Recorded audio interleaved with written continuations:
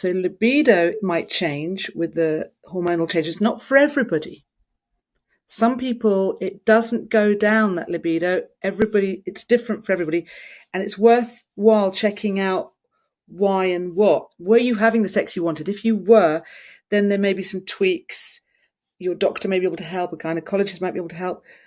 But one thing is libido. There are changes for many people in menopause. But another one is sexuality. And sexuality is how we're relating to life. So how much desire have you got for life? How much pleasure is in your life? And don't worry if you haven't got any. This is not about a shoulding thing. This is about an invitation. Welcome to the Menopause Mindset Podcast, the place to get some answers and feel supported along this often a bumpy journey. Many people sail through menopause, but many people don't. And so my guests and I are here to motivate you and inspire you so that you can make menopause a happier transition for yourself and for your loved ones. I'm Sally Garozzo, an award-winning clinical hypnotherapist, a menopause educator, and I can't wait to share my passion about wellness and how we navigate these changes and transitions. So come on then, let's dive in. So my guest today is the lovely Cate Mackenzie. Cate is an accredited sex and relationship therapist, a love coach, and an artist. She offers therapy, coaching, and workshops to individuals and couples of any orientation or gender. Her passion is supporting people to fall in love with themselves, with life, and with others. She runs workshops in France, Spain, Greece, Monaco, Kuwait, and the UK, and she's been doing that since 1998. And she was the dating coach for Channel 4's The Undateables, a flirting coach on Channel 5's The Jeremy Vine Show, and a sex therapist on Channel 4's Kinky Britain. She is regularly in the media, gives advice in The Independent, and has been featured in The Guardian, Red, Esquire, The Telegraph, BBC Radio, and Channel 5 News, among others. And if that wasn't enough, her paintings have been sold in 80 countries around the world through IKEA. So Cate, hello and welcome to the podcast today. It's so lovely to see you. How are you doing? Very good. Lovely to be with you, Sally. Thank you for having me. And I've just been admiring your hair, which is fantastic. So yeah, it's lovely to be here. Thank you very much. Oh, brilliant. So I'm really, really excited to speak with you, Cate, because you bring such a beautiful energy to this topic, which can be a little bit, difficult to talk about actually, but you make it safe. You make it interesting. You make it really accessible. Oh, you're so welcome. So let's start with how did the world of sex and relationship therapy find you? Well, thank you. Thank you, Sally, for that. Thank you for saying about that. That's really, I would love to be like that, soft and making things accessible. That would mean a lot to me if that's true. So thank you very much. I am an accidental sex therapist, completely accidental. What happened to me was I went to Manchester to study social sciences, sociology, and economics and psychology, and I felt I wanted to be doing things more actively. And where I was studying, there was a training to become what's called a community artist. And it meant training in all the arts, art, dance, drama, writing, music, and understanding also how you might work with different groups. And that essentially, as human beings, the idea of having a culture is the idea of being human. So if people are not given access to empower themselves through the arts and see themselves through the arts, see what they produce, but also see themselves in telly, film, opera. If they don't have that, they don't have the same experience of feeling their humanity as other people who might have that experience. So I worked from 93 for 18 years consistently, and then still do sometimes in community arts, teaching mainly dance and drama to people with disabilities, mental health issues, ex-offenders, older people, maybe creating books out of their story, then maybe a play out of the book, maybe graffiti projects with women, maybe a lot of dance, a lot of drama, all over Manchester, all over Yorkshire, with different places like Mind the Gap or One in Four. And then I went to London and I worked for lots of places all over London, running groups, people in homeless projects, people in East London, people long-term unemployed, mental health, disabilities, or people who were training as well and getting their qualifications, worked with them as well alongside. And what happened is I did other trainings, dance or coaching or Reiki or you name it. And I ended up giving talks, workshops, and working around the world and working in lots of places like alternatives or mind, body, spirit festivals. And I then and was working with the idea of opening your heart or letting love in, which was basically like you could say inner child workshops in the sense of it, you come on a week, paint, dance, write, and explore that inner world. And then what happened was I ran a group where it was really evident how wounded people were over divorce, over loss, over love, over grief, and that for many people, love is a dangerous word, and they couldn't believe in it. And it was really, really difficult. And people said, "Can you give us the intellectual reason for love?" And I didn't have one. And I some people had a good time on that course. In fact, one couple met and then had a baby subsequently, which is amazing. But some people, I'm not sure they intended to come on my course. They maybe just ended up on my course. Often people choose a course, but sometimes people just end up on a course. But there were a lot of people with a lot of wounding, deep wounding in the heart. And I suddenly thought, I've got to go and train. I didn't want to. I thought, I've got to go and train to be a therapist. I was a bit like, oh, this is going to be so serious, terribly serious. And I thought, oh my God, I don't know if I can do this. So I did. I went off to train to be a sex and relationship therapist. And then you start that road and it continues and you end up with tons and tons and tons of trainings. It's just the way it goes. And I'm very, very grateful. And I've learned so much about, you can talk about love in terms of hormones or trauma, or you can talk about human relations or attachment theory or lust or fantasy or attachment love. You can talk about sex in terms of sealed off sex. What do I look like? Or solace sex. I need you, feed me. Or synchrony sex. Can we dance together? And like you're doing with menopause, you can talk about all these things in a multidimensional way for different people in different ways. And so I now think I'm very happy and excited. I've gone on this journey and it's very creative. So it's kind of come full circle. But initially, I was a bit scared to become a therapist. I thought it was this terribly serious profession. Of course, it needs to be in depth, and you do need to do the studying. But it's a lot. It's a lot at the time, and but I'm so grateful. So I ended up, and now if I look back, and they always say that Steve Jobs said that, didn't he? You can't see the plan until you look backwards. We wouldn't have fonts without him studying calligraphy as a teenager on the laptop. So I can see now. My mother wrote erotica. My granny made soft porn movies in the 70s, and my aunt ran a models agency. So there was, in a way, a lot in my background which speaks to kind of women and sexuality, and I can kind of see it's a natural path I've gone down, the healing sexuality and making it fun and playful, hopefully path. Yeah. Yeah. Oh, I love that. That sounds, absolutely amazing how you sort of came to that. And as you say, you look back and you're like, oh yeah, that makes perfect sense now. I totally get my path in life and I'm actually meant to be here. And Yeah. sometimes when we're in the thick of it and we don't know which direction we're going in, it doesn't really matter. It's like, make a decision, trust your intuition, go with it. And as you look back, you will see you'll see how it all kind of made sense. Yeah. That's it. It seems so large to become a therapist, and it is, and it was, and now I get it. Like that's like Plato's cave. You're in like this cave, and you think there's no light outside, but there is. Yeah. Yeah. So, one of the big menopausal symptoms. So we're talking to a lot of menopausal people in this podcast, and that's why I've brought you here, because one of the big issues that we have in menopause for many women is this loss of libido. And it can cause so much pain in our marriages, in our partnerships, and within ourselves. And a lot of the time, on a lot of the forums, so many people are asking, oh, how can I get it back again? How can I get my spark back again? And I'm sure this is a very, very, very deep subject, and you can go on so many different tangents with this. But where would you start with someone answering that question? How can you get your spark back?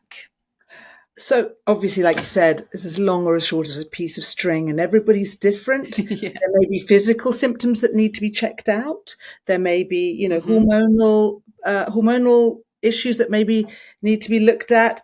There may be lifestyle issues. How worn out are you? What's going on in your life? I think sometimes the interesting thing about the hormonal changes is that sometimes women learn how to say no, and they learn how to kind of boundary themselves or have a different life. So although that may come out of all these changes, which may not be easy, it may be there's whole lifestyle changes that come. I've met lots of women in their 50s, and they can't carry on doing the same things they've been doing.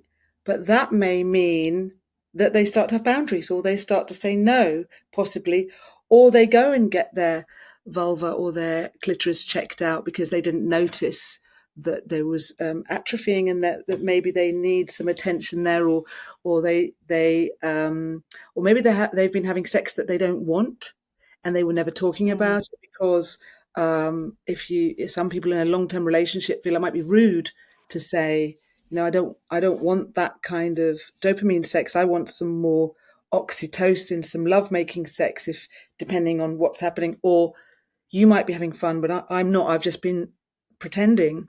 But that can be quite brave to say that. So what people might do is start to avoid, and so when the partner might go to touch them or whatever, they get irritated. Whereas there's one thing with libido, and there's another thing with sexuality. So libido might change with the hormonal changes, not for everybody. Some people, it doesn't go down, that libido. It's different for everybody. And it's worthwhile checking out why and what. Were you having the sex you wanted? If you were, then there may be some tweaks. Your doctor may be able to help, a gynecologist might be able to help. But one thing is libido. There are changes for many people in menopause. But another one is sexuality. And sexuality is how we're relating to life. Ah, So, how much desire have you got for life? How much pleasure is in your life? And don't worry if you haven't got any. This is not about a shoulding thing. This is about an invitation. So, one thing is okay. we have something called spontaneous or responsive desire. So, often when pre-perimenopause, there may be, and it's not for everybody, there may have been spontaneous desire because you might have had the hormones that just want to have sex. That might be possible, that your hormones would lead you to sex. So that spontaneous desire, that still carries on for some people. They have spontaneous desire. But for those that it's responsive desire, they may need to find out what turns them on, what's going to make them feel hot, right? What do they need to feel like, a little bit in a positive narcissism, as in like good about them, right? Because like sometimes it's been years since people bought themselves some nice underwear or a nice outfit and feel good, or go for the sauna, for the swim, take themselves. I always say if you're not quite sure about this, get yourself a really nice notebook, and like a pledge, it's going to be your pleasure diary. Go to a cafe with a pen, no shoulding, and start to think, what gives me pleasure? What do I like? What do I desire? Or what would I like to? Start to make lists, to not to pressurize yourself, but to start to explore. And I find if you make those lists, they start to happen. So you might notice, I like blue glass, or I want a velvet dress, or I want to go cold water swimming. Or if you don't really know, ask other people. So it's you starting to develop a palette of sexuality being a continuum of communication with you and with others. Because if you're starting to feel good and hot, and you feel hot about you may then be able to kind of create little snacks of hotness with someone else, which might be a hand massage, it might be a meal out, it might be practicing flirting in the way that's right for you. I sometimes say this, and some women go, can trigger oh, they have to be a something because they're a woman, they have to be. And and my world would be, no, what's your version of you being hot for you? What's your version of desire, pleasure? And also go and find out what you need and want, right? A lot of things can happen with, atrophying the urethra and even the vulva and the clitoris. Various things can happen that you can get help with and find out what to do, oils and creams and different things, and your progesterone or your estrogen, or you can find out, or even testosterone. You can go and get some extra help with those side of things. But equally, this could be a chance to find out, who are you? What do you want? If you've been someone who's been a mother or a carer or focused on others, or a daughter-in-law, or all this focus on others, could there be even a 5-minute piece regularly to find out, what would you desire? What would you want? And I think the other thing is, I've talked to older women who get relieved that they're not having intercourse anymore, and because they found it painful, but maybe they're doing more cuddles or more massages with their partner or more kisses. Maybe they wanted more of that early on, and maybe they were having the dopamine sort of sex, the kind of really exciting sex, but maybe they didn't want that. Maybe the partner wanted that. So people don't always find it easy to discuss these different pieces of the puzzle. So sorry, there's so many pieces, aren't there? But yeah, there's a lot, isn't there? Love it. Do you think there's a psychosomatic element to vaginal atrophy, like to that, to the kind of clenching, the tightening, and the painful sex? Is there an emotional side of that too? Would you say, in your experience? Definitely. Yeah. Obviously, everyone's different, and everyone may have different experiences. And I'm being general here, but when I've worked with couples and they are struggling because, let's say it's a heterosexual couple and he wants intercourse, and she's having pain on intercourse. Once I can, if they're on for it, get them to explore different sorts of ways of playing and touch, and maybe creating a little play kit, which you can have even household objects like a feather duster or a wooden spoon, or you can try kinky things to try different textures, to be rope, to play with each other and try things.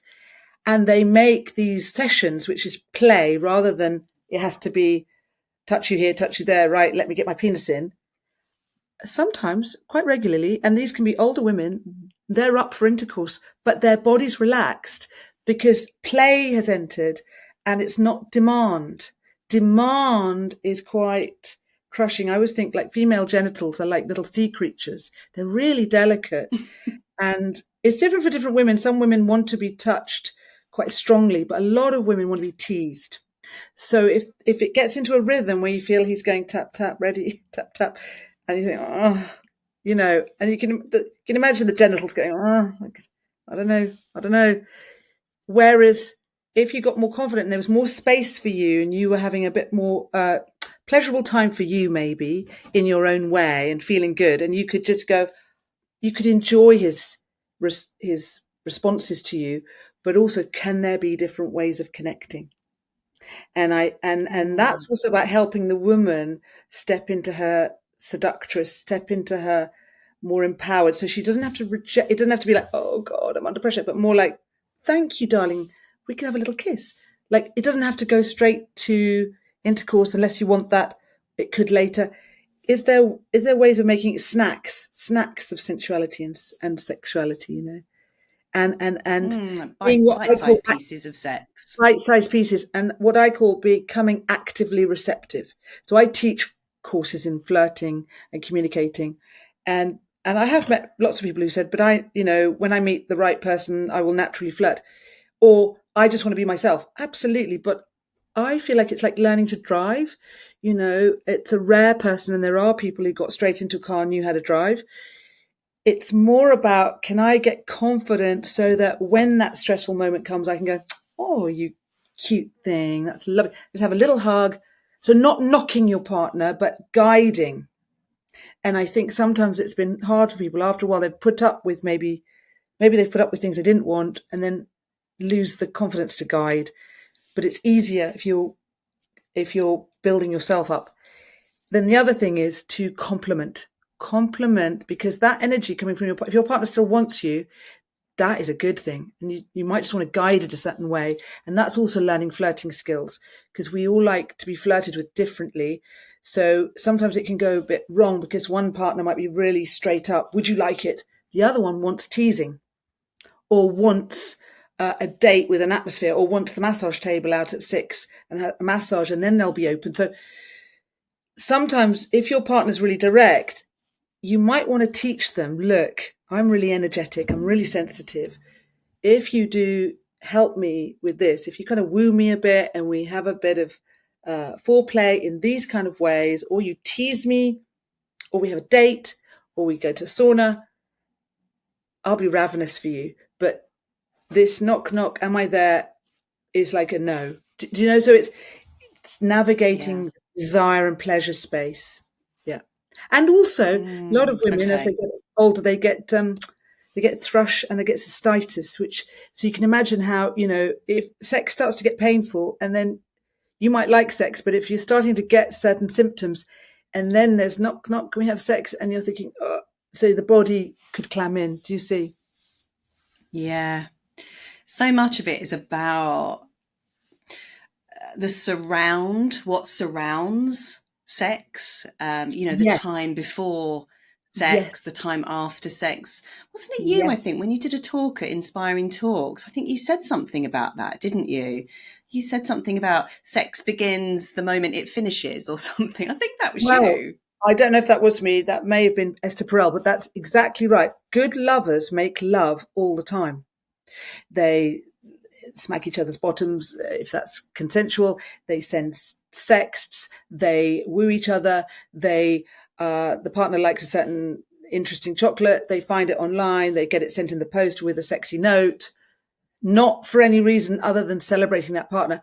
Well, you can imagine how your body opens as your partner is thinking of you in that way and focusing on you. And it's like, watering your plant, it will grow. So it's really different than you've done nothing all week and then you wait to get to bed 11 at night and then hope someone's going to respond to you. What they've said that men are like microwaves and women are like slow cookers. So if you can keep that slow cooker going and warming through the week, you've got a more active, receptive person. But if she can really prioritize herself, take time off to make herself feel important and good and sexy, then she can enjoy it when he goes, oh, you look amazing, rather than, oh no, not another job on my plate.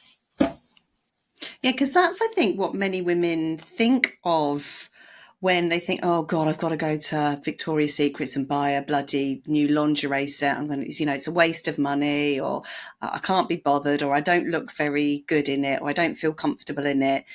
How can we get around that? How can we reframe that?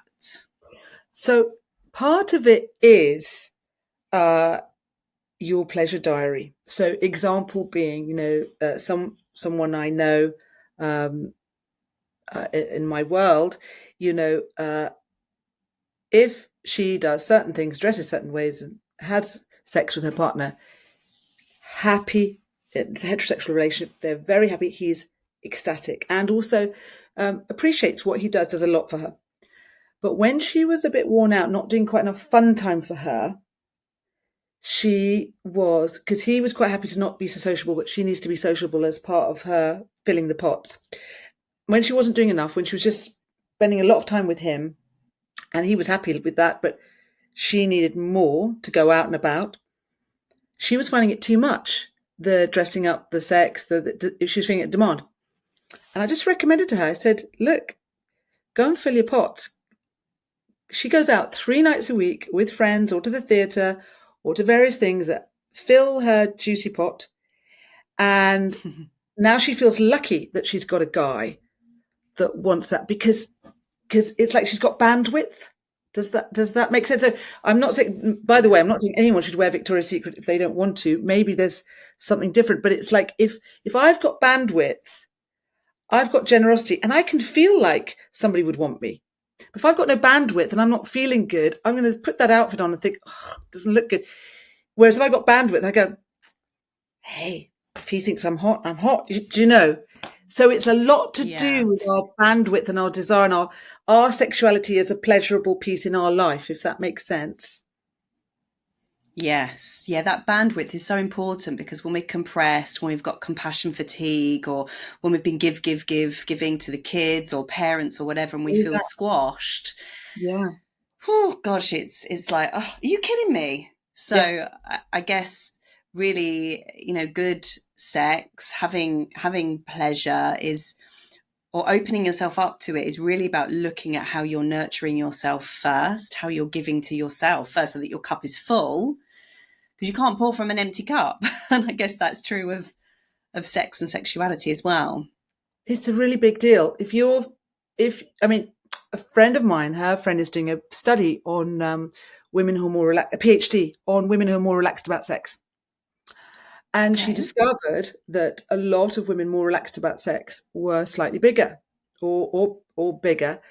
But it's not necessarily about the bigness or the smallness or the slimness. It's not about that. It's about women who've said, I'm good as I am and happy to Okay. be them and celebrate them and relax into that.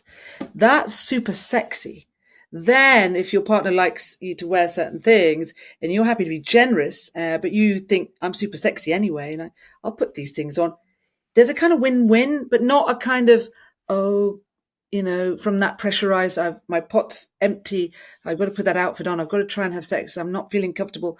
It's feeling a bit sore. Not that people don't navigate things and people are generous in different ways, but how different is it if your pleasure is really a priority and you being adored Mm. and looked at is a priority and he looks at you like, wow, you're the best thing, or she looks at you, whoever you're with, or they look at you, whoever you're with.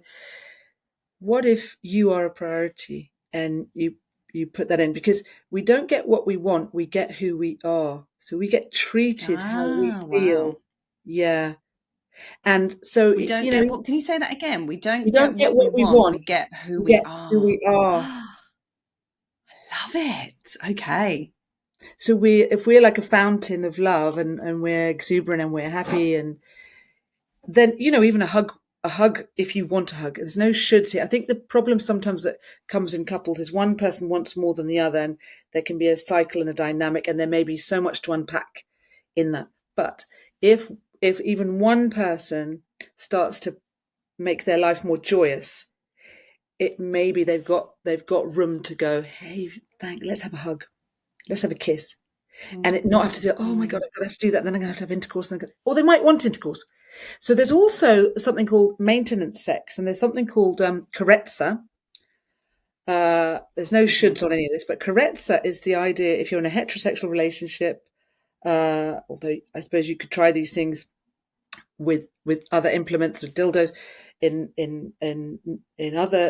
gay relationships or different relationships, is the idea that you every day, if you live with someone, you put the penis inside and you don't go to orgasm, you don't thrust, you just build closeness every day. So you just build connection every day for quite a lot of days, and that can be quite profound. So there can be like, just having the odd, just being close together, doesn't have to be orgasmic, doesn't have to, but kind of building some maintenance and then having adventurous, creative other experiences. Because the truth is, people say, oh, what's chemistry? Chemistry is often the creativity of the two of you, how you're, curating your space together. It's a space to go in with someone. Now, if one of you is Mm. feeling really turned off and hating it, that's not going to be great for the other one, even if you think you're doing them a favor. Because really, so many people say that their pleasure is because the other person's happy and present. So that's why taking shoulds off, having more pleasure, and finding creative ways to connect in little snacks of passion, and then maintenance, and then you can go for the adventurous stuff too. You can create a date for that, but not putting it under so much pressure, and then it becomes like, I've just got to avoid the whole thing. Yeah, yeah, exactly. It's like little micro steps, Yeah, little steps along the journey, yeah. starter first, then going for the main course, then going for the dessert, rather Menus. than just launching into the dessert. menu, and it Yeah, go on. could be quite fun to even sit down and say, what would you like from me? If you're up for that. Now, all this depends. You have to recognize what state or stage you're in. If you've just had a baby, you want to rest. If you've been ill, you might need some healing time. If if you're feeling perimenopausal or menopausal and you're feeling really discombobulated, you may not be in that space, but you might be in a transformational space where you've added more pleasure, and then you have capacity to say, "Give me your list." And then you could think about creating an aperitif, a main and a sweet, or you could think about both of you planning how do you do some interesting things, or going on a course together, which creates that atmosphere, or learning massage together. If you can have those kind of conversations, and again, that's why pleasure first for you regulates you. Because if you're not doing pleasure first Okay. for you and you're feeling like it's a demand, it could trigger you, and that's not going to be so helpful. But if you're feeling pleasured up and your partner goes, "Yeah, I'd like some blowjobs," well, they can say that. You're not saying, "I'm going to do that," but it can be quite fun to discuss. Or even, what's your fantasies? Mm. Fantasies can be play medicine when you play with them. Yes. Oh, I love all of this. What's I'm actually feeling woohoo right now as we're talking Yeah. about this. Um, for me, what's kind of coming through is this idea as a woman in my relationship is this idea of like allowing sexual energy to flow through me and responding to that. So, first of all, being open to receiving that sexual energy, just being open, like, okay, maybe I don't feel turned on right now, but I'm just going to sit there and be open to the possibility of feeling feeling turned on, feeling aroused, and Mm. then putting my awareness down into my genitals and just kind of feeling what's going on down there. And there's no touch. I'm just putting my awareness down there for starters, because how often do Mm. we cut off from Yeah. that, right? And then Yeah. perhaps calling in some of that sacral energy, some of that sexual energy, and just, maybe like moving your hips in a certain way and putting some nice music on and then dancing. It's like, oh, this feels really nice. So you're kind of getting you're doing it yourself, and you are Exactly. tuning into that sexual energy that exists in the universe as like I think of these energies as rays of light, if you want to call it that, but that's how I sort of um, see all of these flavors of emotion, really, or all of these sensations in the body, and then being in the moment and allowing that to flow through you. But I'm guessing if you're very stressed and you've got lots and lots and lots of layers above that, then it's going to be hard to tap into. So I'm guessing that, at first port of call, let's try and slough off some of the stress and go to the self-care, and then see if we can be in the moment and allow that sexual energy to come across. This is the thing, and it's the same with dating, or getting back into dating, or any kind of getting back into you and your life and your body sexually. Exactly. If people are open to dancing every day, looking in the mirror, saying "I love you," which it is challenging, but it really works. I mean, that's why they tell people to do this stuff. It really works. Even if you did 5 minutes dancing, you open up all that energy, and people can read it. We read people all the time. They can read your energy being open. And Webster's University did a study, and it wasn't what you might think of typically attractive people that got asked out or got responded to. It was the people sending signals. And the signals were smiling, looking, connecting. So if you've already got yourself warmed up and you're practicing smiling, connecting, you're more available. You're the one that people are going to want to talk to and approach. And I've talked to people, and they've gone out and sat in a cafe, and I said, "But how did you do it?" And they said they had their arms folded and they weren't smiling. I said, "That's not going to open up. That's not going to open up the space." So exactly what you're saying. If we do those things, dancing, smiling, moving, sexual energy is a life force energies. It's what creates music. It's what creates babies. Obviously, it's what creates art. It is the stuff of the universe, and it's moving through us all the time. Can we allow that. And of course, people may have messages or shame or physical things. They may have all kinds of things going on. But even so, you can have it in the way that's right for you. And you can find, it doesn't have to be intercourse or genitals if you don't want that. It can be exactly like you said. Can you let energy move through you? And the fun thing is, if you do like intercourse or genital sex, or you want to be with someone and do that, if you can then practice imagining energy moving through the two of you, up through your genitals, through your head, through them and down and up, that can be fun. So you can take this understanding of dancing and energy, or could you have a dance with them, right? And let energy move through both of you, because really what we're talking about with sex is communion of love. Yeah. It's getting very close to someone. So that can be with genitals or not. It could be just sitting and looking into each other's eyes. That is so deep. And listen, So deep. so deep. So there's many different options. And of course, for many people, they haven't had an upbringing where it was okay to be really, really open. So it can be scary because they want to keep the peace, or they came from a family where they shouted. So they're used to bring it all on the table, but not in such a way where people can hear it. So it's delicate, isn't it? And even to talk about sex can be very delicate. So be kind to yourself. Be kind. Yeah, I think kindness is the key. So what I see a lot of, especially in the forums, is how do we approach these conversations? We know there's a power struggle going on, or there's an avoidance. We're not having sex. He comes home from work, he's knackered, he doesn't really want to talk. I'm feeling disconnected from him. I'm feeling like I really want to say something. I'm saying him, sorry, I'm being really, really heteronormative here, to them. And how do we approach the subject of sex when our partner seems a bit closed off to it?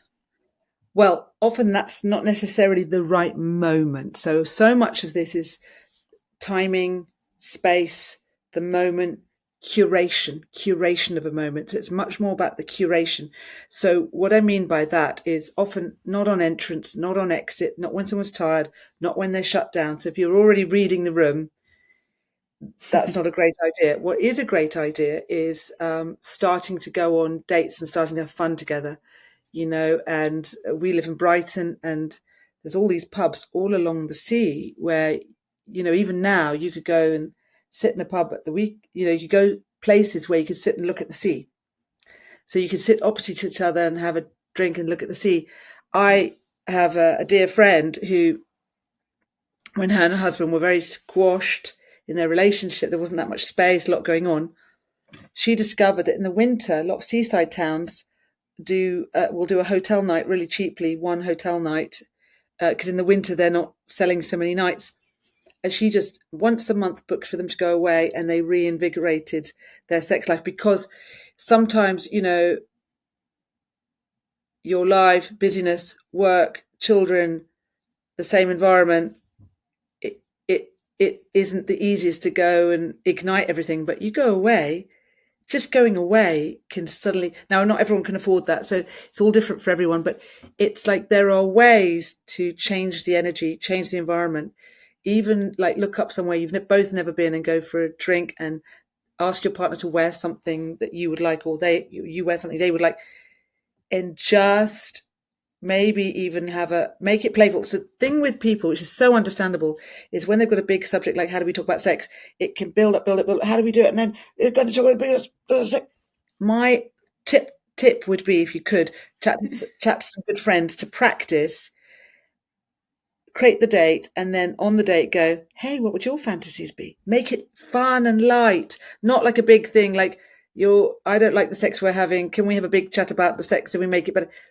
No, I really like you. You're really great. Would you be up for letting me know a bit more about what you'd like, and I can let you know what I like, and make it playful, fun, two playmates. And if that's not easy, well, yeah. If that's not easy, ask friends, go on a little workshop, read a book, because the last thing you want to do is tell your partner they're the worst in bed and you had a partner before that was much better than them. That is a disaster. That's a disaster. Passion You killer. want, yeah, because people are sensitive, and if Okay. you put them down, it's really going to be, could be terrible, really terrible. So you want to get creative. And the other thing which I talk about is simmering. So sometimes people come home from work and they're tired and exhausted and they want to just have an easy night, and they're on the way home going, has my partner done the washing up, or have they left it a mess again? So I suggest to them, because imagine meeting your partner then, you're not meeting them in a kind of constructive way. So I suggest to them that you start to imagine an erotic fantasy with your partner on the way home, or or any kind of fantasy where you're thinking, I'm seeing my partner. Oh, that lovely partner. So you come in the door in a different atmosphere. And maybe even if they're shut down, they might like a little stroke on the shoulders, or not have to be respectful where they are. But it's really different if I come in and I'm going, oh, what have you done? Then I come in and say, oh, hi, hot bear, whatever you call your person. So do you know, but we can get ourselves, and we call it simmering. So simmering means like a soup, you're warming that atmosphere Yeah. up. So I was in a taxi the other day, and the taxi driver was grumpy, and I could tell he was upset. Some things had happened, and I thought, I'm just going to chat to him and see what's possible.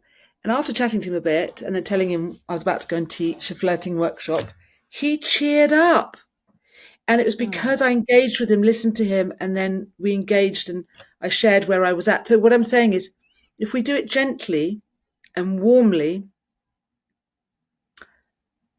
there might be a change, there might not. But if I just take, like they're shut down, so there's ways to create the play with your partner. There's ways. So And I'm if not, get hearing some that help. it's Yeah.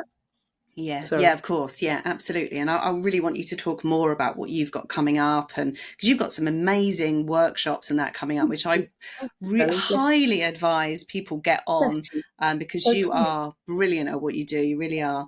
But Kind. what I love about what you've just said is it feels very empowering that we can be in charge. We don't have to be at the mercy of um, we don't have to be at the mercy of their mood, or we don't have to be at the mercy of the situation in front of us. We have the choice to go, okay, with our tender compassionate heart, okay, they've probably had a really bad day, they're Yeah. stuck, they're feeling tired, or something's happened, we don't know, something's happened, they're shut off, they're shut down.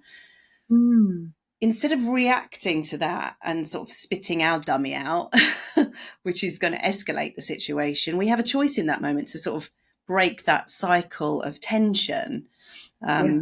between us. And it might feel odd at first. We might not feel like doing that because our pattern might be to be triggered by their mood or Yeah. whatever. Yeah. But in that moment, if we can make a different choice, then we can really improve. We can improve everything. We can improve Yes. our hormones, our nervous system. Yes. We can Yeah. improve our joy, our pleasure. Like, we Yeah. have so much power at our fingertips. This episode is brought to you by the Menopause Mindset Hypnosis Collection. It's becoming common knowledge among scientific communities that our thinking can radically affect our body chemistry at a molecular level. Our bodies literally respond to expectations, conditions, and beliefs. This is how the placebo effect works. Dawson Church, the author of The Genie in Your Genes, says, each of us holds the key to a pharmacy containing a dazzling array of healing compounds. Our brains are themselves generating the drugs similar to those that a doctor is prescribing for us. That's why I'm so excited for you to experience my newly revamped and highly innovative hypnosis recordings. There's nothing else as unique as this on the market today. So how would you like to cool your hot flush, ignite your libido, clear your brain fog, release your joints, or even sail through menopause? Well, now you can. Just relax and listen to the 25-minute recording of your choice every day for 30 days and watch the changes kick in.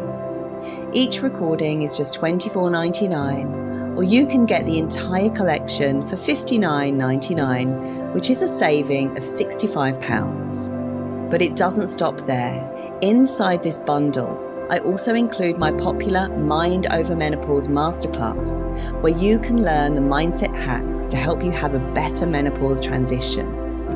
And all of these are contained neatly inside the Kajabi app for easy access. Just visit sallygarozzo.com/shop to find out more or make a purchase. I look forward to seeing you inside the Menopause Mindset Hypnosis Collection. This episode is brought to you by my mini course, Create Phenomenal Self-Esteem. This course will help you to reclaim your inner confidence and turn your light all the way up so that you can have more success in every way. Did you know that you can have phenomenal high self-esteem and be a nice person? This mini course gives you maximum results and a roadmap to create phenomenal self-esteem with just the right amount of detail, the right amount of journal prompts, neurobiological technology, and one-to-one support to jumpstart your journey, and all for just the price of £47. This mini course is for you if you can be harsh, hurtful, and critical towards yourself. It's for you if you're crippled by a feeling that nothing changes. And it's for you if your relationships, work, health, and happiness are all taking a bit of a hit. Included in the course is my high self-esteem strategy, which is a 2-part, 6-step strategy delivered to you over 2 weeks.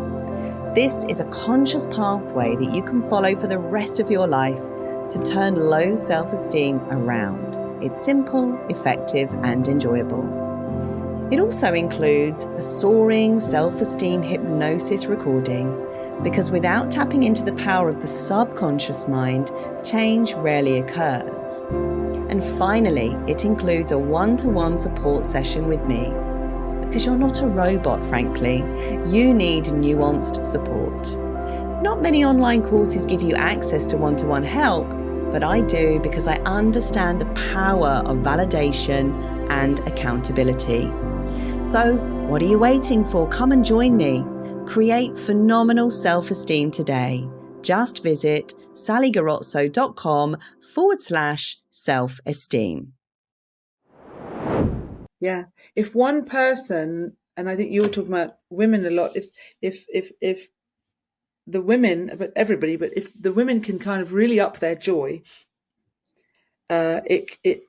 somebody else having a difficult mood can be less impactful if I'm more full up. Yeah. It's not to say that anyone should stay in any relationship that's not right for them either, because we do need, for relationships to work, we do need 100%. We do need people who, you often have one person who's more keen on the sex, but you do need the other one to appreciate it.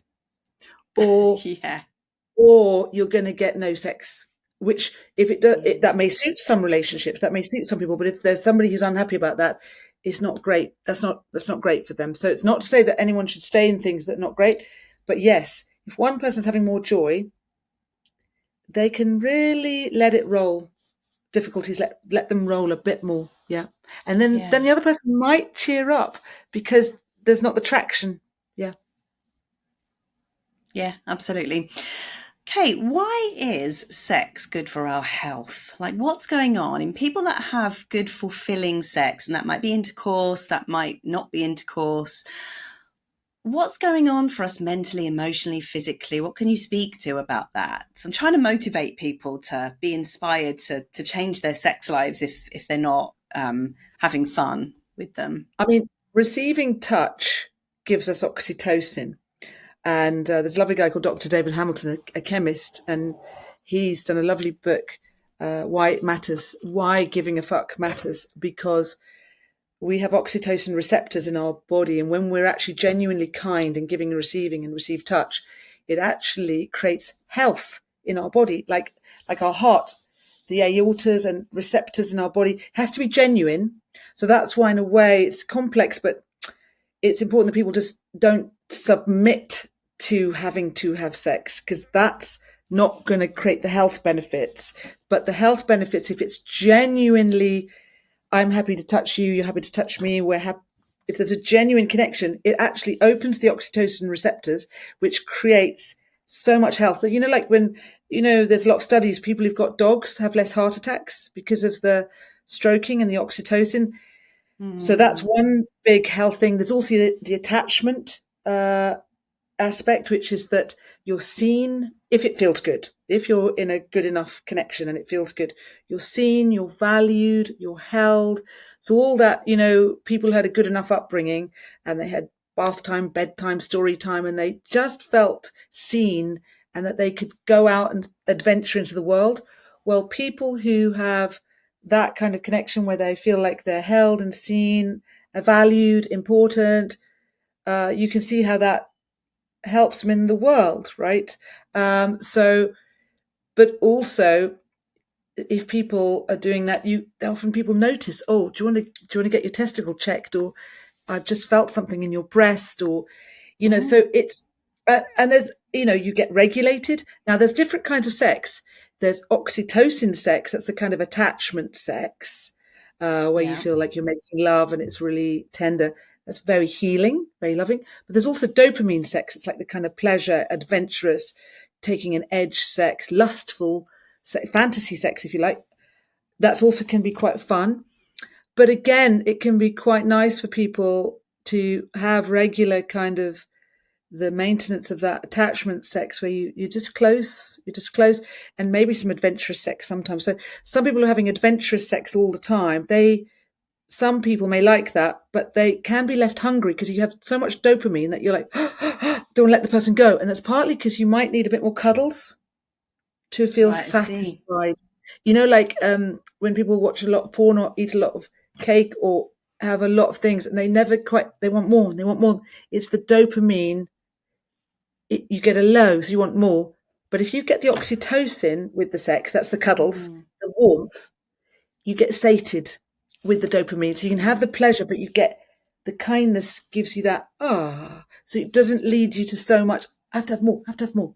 So it's just noticing things. It's fine to have all different things, but it's just noticing also what might help you with regulating your system and helping your life. It's quite good to have a bit of adventure and risk, and it's quite nice to have the settled. So it's very creative. And what they've discovered is people who, there's a book called Magnificent Sex, Peggy Kleinplatz.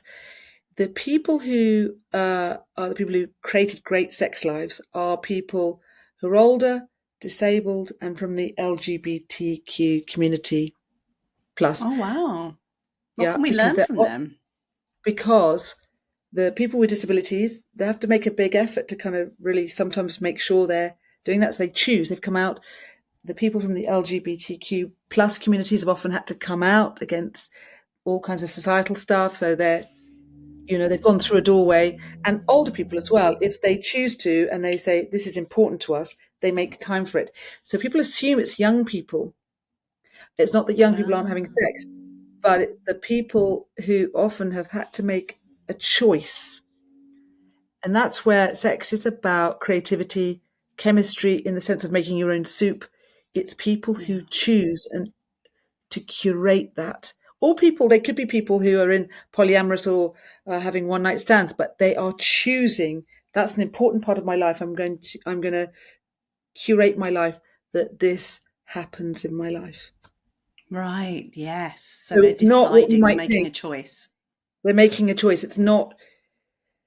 I think people assume it's all young people having all the hot sex. It's not. It's actually, it could be, but it's the people who decide that's important. It's those people. And that takes it away from, it has to be spontaneous or you have to feel like it. No, those people plan it. They plan it as part of their life. Some people don't like planning, by the way. Some people only want spontaneity. Nothing wrong with that. But if you're finding it's never happening, then it's quite good to start to think of planning.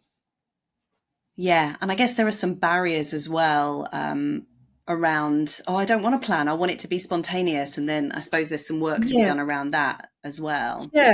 And listen, it's nothing wrong with that because some people planning would just like go, Be a bit of a turn off. It could be a turn off for some people. So it's, again, working with yourself, and sometimes you can investigate it. Emily Nagoski, who's quite a famous sex writer, what happened was she was writing her very famous book that she was writing. And during that, she had some ill health, which meant she didn't want to have sex with her partner. She just got married and she was writing this big sex book, Come As You Are. And she thought, it's so ironic. And this is what happens with life, isn't it? You know, when you're doing something and you're putting it out there, you exactly go through the symptoms of exactly what you're writing about. She talks about accelerators and brakes and what you need and not need. And she just was turned off sex. And then she discovered if she could be in charge of how the sex was going to be, so she could be comfortable and aligned with herself and it could work for her body, they could have sex. But that was a bit of a journey. Okay. That was a bit of investigation. Okay. Yeah. Yeah, she had to get to that point. Yeah, and sometimes we do have to kind of break it down a bit. But I've learned something there from you. Yeah, 'cause that would make sense, sort of thinking about my own life and my own history here a little bit. But that not being able to be satiated by that kind of animalistic sex that you're having, and that sense of hunger, more, it's very addictive. And I guess that's why people can become addicted to that type of sex or pornography. That's yeah. And what they actually need is more oxytocin. Yeah, they need a cuddle. You can even do it for yourself. You know, that's the havening where you stroke your own self, stroke your own arms. But if you're nothing wrong with some adventurous hot sex, lovely. But if you're feeling like it's leaving you like, and I haven't got enough, it might be you want to balance it with hugs, or you might look at it, and that's right. And people might not realize, but you can start to notice what are your hormonal balances and where are you at, because that can lead, like if you're noticing, oh, I want loads of sweet stuff, you know, because it could be that you need more, you want more of the connecting, nurturing, because that felt hot, but not necessarily that attachment, soft, safe one. So it's just noticing what there is, and how do you do that together? How do you find that together? And that's where we can encourage someone. Like sometimes if people say, oh, my partner can't kiss, they don't dare tell them. I said, well, stroke their face, stroke their mouth, and you kiss their mouth and slow them down. Slow them down. Or you bring them to slow down, you give them a massage and get them to slow right down. Or if it's, or give them cunnilingus, or give them a blowjob, like slow, if your partner's the dopamine sex person, slow them down in a certain way. Don't have to get them to come, but you could do something that gets them to be more slowed down. So you're not going straight into the dopamine sex, maybe, you know, you can have different options. Yeah, and lots of different options. Have a bath. Yeah, have a bath or a foot massage, you know, slow it down, see what happens then. Yeah, take time, be curious, and make it, as you say, make it important for your life. Because if you make sex unimportant, then it's never going to get a look in your diary at all, or anywhere in your life. So you have to sort of centralize it a little bit and make it important. People who want that to be in their lives, they make sure it is in their lives. You know, not everybody does for lots of reasons, but those who do make it important. And in a way you can understand, perhaps if somebody's grown up in a background which was shaming around sex, or their family were not very emotionally open, because sex is about, as adults, is about as intimate and as vulnerable as you could get. It's so exposing. So you can see why for some people they can do the 18 months of hormonal drugstore sex and then they, oh no more. Because then you have to choose it, because you're not just being run by the in love hormone. So you have to choose to kind of engage, and that can be really vulnerable. That's the spontaneous desire versus the responsive desire that you responsive spoke about desires earlier. Once the drugstore, so in love stage is often 6 months to 18 months, could be 4 years if you live far apart. Right. It's dependent on, once you start to be more and more together, you start to see each other's flaws, and it stops being quite the heady in love, and you start to be committed. You become family, and it becomes more committed. So you don't get the same in love overwhelming phase. Then it becomes the responsive. I'm choosing, and that's when a lot of people, the sex can drop, because they before it was just happening because they were so in love, and then can we choose once that phase has changed? Can we choose to make time for sex. And so couples, I know they've got a bath for two, so they know they'll have a bath together once a week, or they make Friday night teasing night where they'll watch a film and have sex, but they'll make a whole evening of it.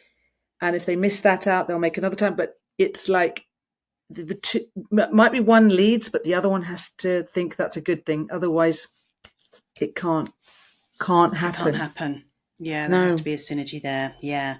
So interesting. It really, really is. And I could talk to you all day. There's one more question I want to ask you, Cate. So a lot of people, because I know you, and this is a bit of a sidestep, so we're not talking about sex per se, and another area of your speciality is dating. Oh, yeah. Many people at midlife may find themselves single again, or they might have always been single, and they might feel pretty terrified about getting back out into the dating world, or even a bit apathetic around it because so many people don't seem to be having that much luck on dating apps.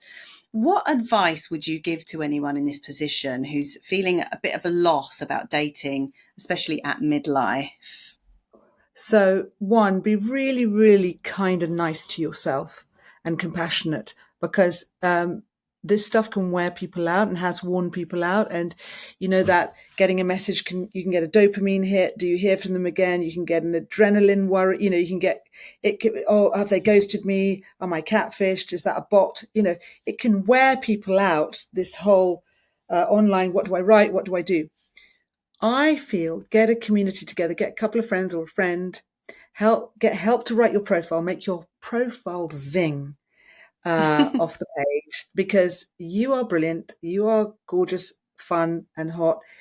People say to me, is everybody? Yes, yes. I don't mean there isn't privilege around certain looks, and there is, and some people won't date, and it's not good for them mentally or physically to date. But if you are in a position you can date, you really want to celebrate who you are. Ask some friends for some nice words about you. Put a good dating profile out there. Ask your friends to look at it, and then keep some friends engaged. Like get your friends to look at the messages, because if you do, it will be clear who are the regular people, who's a good person, and slow date, hour and a quarter, hour and a half. Don't do millions of messages. Do niceties like thank you so much and be lovely to meet you, and arrangements, because people fall in love over text and then they meet and one person's fallen in love, the other is unbalanced. So meet quite soon, do short dates, meet them once a week, multi-date. Keep all the dates going, because people are tempted to go, oh, I've met the one. Totally, it makes sense. By the way, none of this is wrong. It all makes sense. But if you multi-date, you take the pressure off everything, because if you immediately think they're the one, it is difficult. Go to workshops. There's meetings without masks. In Brighton, there's something called Connection Jam.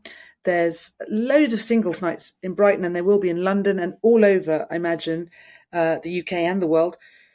Go to things. There's something called Our Time, which is a dating app for older people.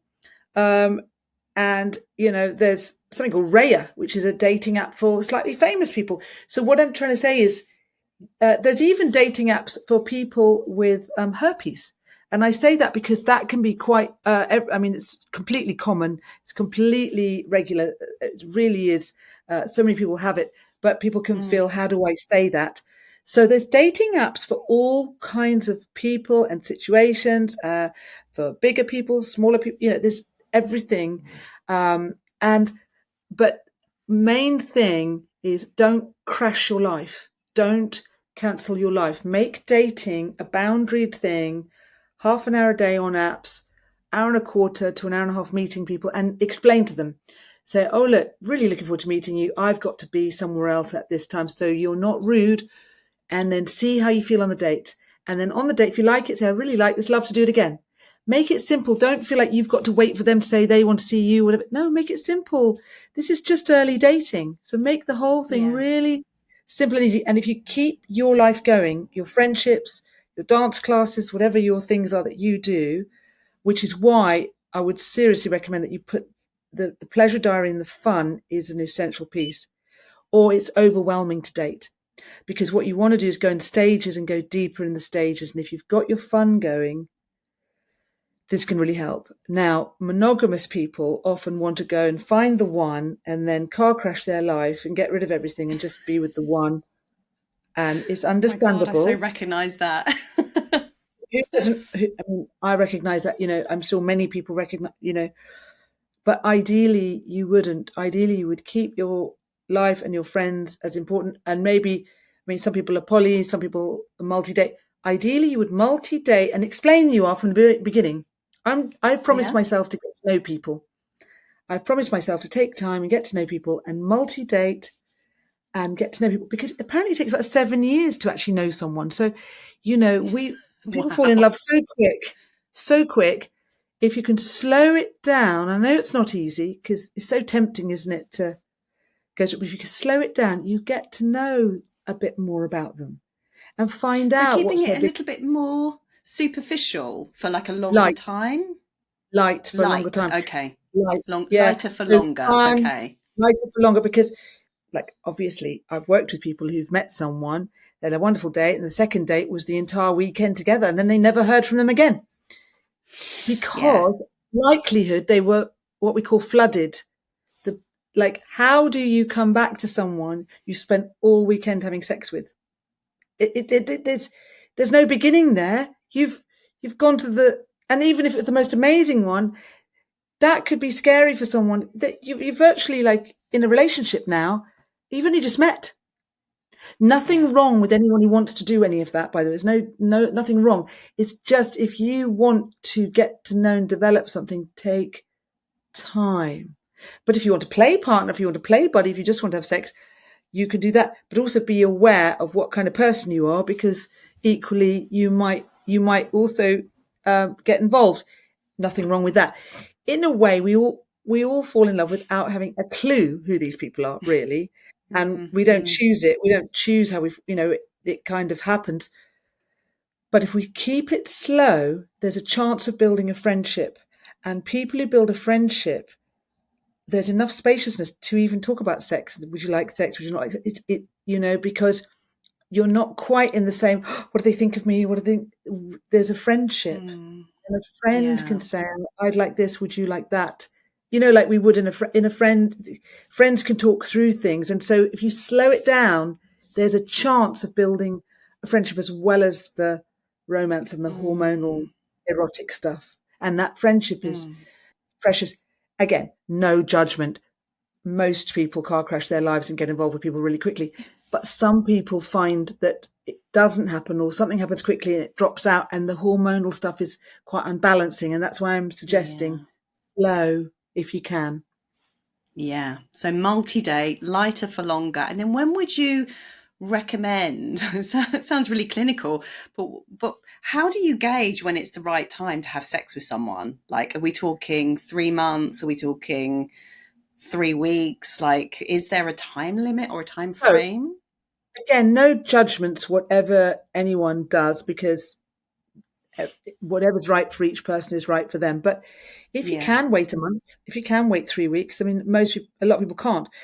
Fair dues. But if you can, what happens is you get that chance to be friends and chat. So quite often when we start having sex, we stop chatting and we want more and more, especially if we're having dopamine sex, we want more and more and more and more sex. We want more and more of them. Nothing wrong with that. Yeah.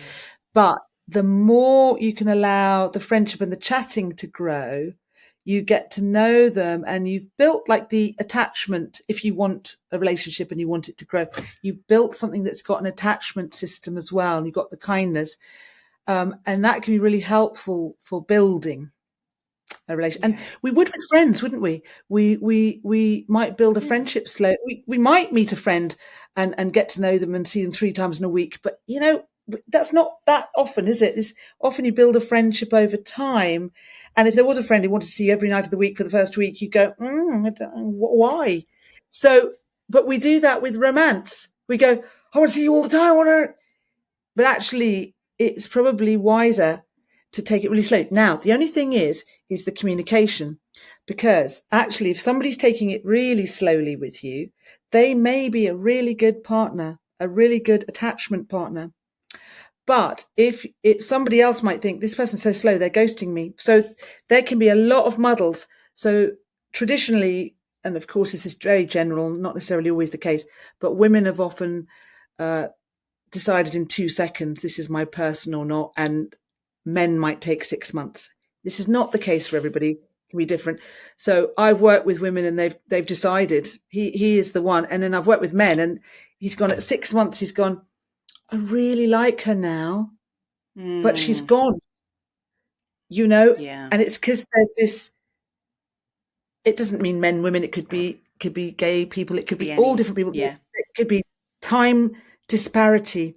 So can you find out if you think this is a really great person? Because that's just a good sign if someone's slow. It's actually a good sign. So the faster person might be also a fast burner. It can be a really good sign. So, but can you gently, without pressing, find out a little bit? They might be busy, but if they're slow, it could be good. So it's just dependent. It's what you want to. You want to. It's difficult because we've all got attachment systems and we tell stories. Oh, well, they're doing that, so well that, and that's where your friends come in, and your friends may go, ground you. Give them a break, give it a chance, or don't give that a chance, or don't. I would say get your friends around it, and you can always have a coaching session with someone like me or someone else to help you around dating, because if you haven't done it for a while, it's a whole big arena. Yeah.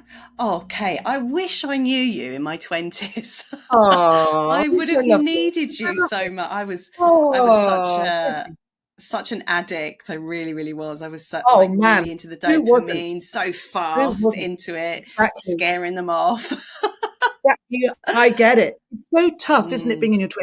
I think, because I think a lot of young people are amazing. I've met a lot of young people and they seem to know who they are. And I'm like, how have you got there? Because I've struggled in my 20s. I was like, oh my goodness, such a struggle. And exactly, so thank you for that. But I also think, in women, their brains are not formed till they're 25, not fully formed. We don't have a fully, and in boys, it's 30. So we don't have a fully functioning prefrontal cortex, which is the part that gives us consciousness, that makes us stop and think. That's not fully formed. So that's why, we can do all these mad things and end up doing stuff. We go, how did that happen? Because this is not fully on board, right? So and that's why they employ young men in the city, because they know they'll take risks. Yes. Wow, you have so much wisdom and knowledge, and you're making me see things really clearly and differently. So I love it. Love that. Yeah, absolutely. And that's why young men go to war as well. That's why they're easy to recruit for the military. Yes. Young people, I should say. Yes, they haven't quite got that part that goes, what, and so they use them, which is awful actually for them, because there are consequences to that. But also then it's recognizing what kind of partner are you with? Are you kind of with a partner that's that kind of risk taking, which you might have fun, dopamine experience and think, or do you have a partner that's going to devote to you and cherish you? They may both do that, but really recognizing, well, what kind do you want or need? And that may open your body in different ways. Like some people their bodies won't open if the person didn't do some dopamine sex. So, I worked with a couple once. It was so lovely. He was so kind. He was in love with her madly, and he wouldn't use dirty language or whatever. I want it. I love your butt. I will love your boobs. I love you. He wouldn't say this because he thought it was demeaning to her, but she didn't feel turned on if he didn't. So I just had to do some exercises where I helped him. And a lot of guys are like this because they're frightened of being a pervert, a predator, and harming their woman. But in fact, she wants to know she's absolutely desired. And so it's also helping people navigate and move into spaces. Yeah. I'm nodding along like, yes, you've got it. I've got to get my husband to watch this. It's not easy for blokes. It's really not easy, especially in the modern era, because of this stuff about being predatory. So it's not easy, but actually women want to be wanted in a heterosexual relationship, but also other relationships. Women in lesbian relationships, gay relationships, people want to be wanted. They want to feel hot. They want to feel desired. Yeah, absolutely. Yeah, it's that. Yeah, that need and that longing to feel desired, and it definitely sparks something within you when you get a sense that someone desires you. It's massive. So we're going to wrap things up, Cate. Thank you so much for this. We've gone over time a little bit, and we did have a technical issue halfway through, so I hope that's not been too disruptive for people. But you have got some lovely courses and workshops coming up. Would you like to give yourself a little shout out and say, first of all, how people can connect with you on social media, your website, and also the workshops you've got going on? Very kind. My website's catemackenzie.com, Cate with a C, and Mackenzie's MACKENZIE.com. Instagram is Cate M Mackenzie, Cate with a C, Cate M Mackenzie. Facebook is Cate Love Coach. Twitter's at Cate Mackenzie. And I have an attachment workshop this Sunday, 24th of November, 5 till 7, with Seed Talks on my website.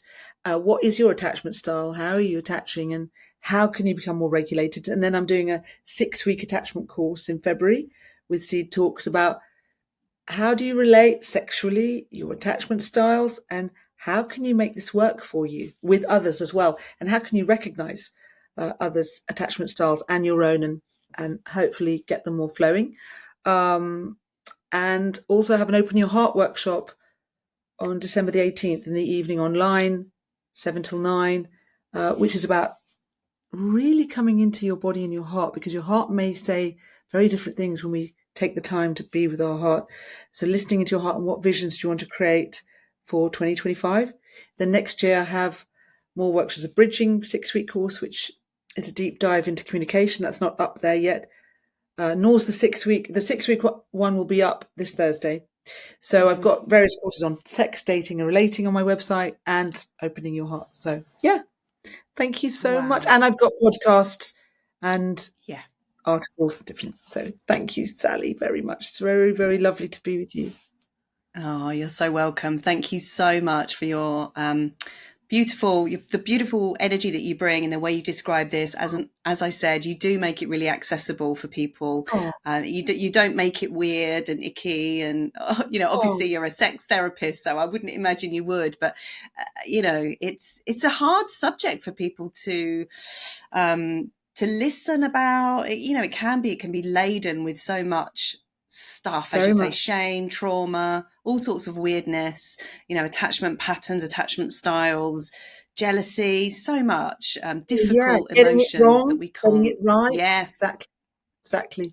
Yeah. So thank you so much. You're an asset. You. I'm so grateful for you saying that, because that means a lot, because of the stress around sex. It means a lot to be to think that I could put things in a gentle, accessible way. Yeah, thank you. You really do. Thank you so much. Bless you, Sally. Well, you do a brilliant job, so thank you very much. Bless you. So I'd love to know what your biggest takeaways were. Be sure to leave a comment below and subscribe, like and share. Just so you know, not all podcasts are uploaded here. So if you want the full array of episodes, head on over to Spotify or Apple and search The Menopause Mindset. You also might like to come and find me on Instagram, Facebook, LinkedIn or TikTok. Just search at Sally Garozzo Mind Mentor. All right, folks, thank you so much for your support and attention. It means the world. Have a great week and I'll see you next time. Bye for now.